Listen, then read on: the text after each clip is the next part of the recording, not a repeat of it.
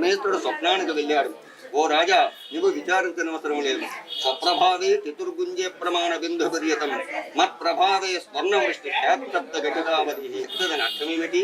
రేపు సూర్యోదయానికి 7 గడియల కాలం చతుర్గుంజీయ ప్రమాణ 4 గురువిందల ప్రమాణము కలిగినటువంటి బంగారపు నాణెములను నేను వర్షింపజేస్తున్నాను.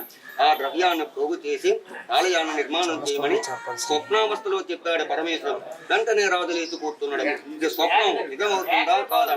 అలాగే సూర్యోదయం నుండి సూర్యోదయానికి 7 గడియల కాలం స్వర్ణం వర్షించింది. ఆ ద్రవ్యాన్ని పోగు చేసి మిగతా ఆలయాన్ని నిర్మాణం చేసినట్లు చరిత్ర చెప్తుంది. అలాగ కాలగర్భంలో ఎంతో మంది రాజులు పరిపాలించడం.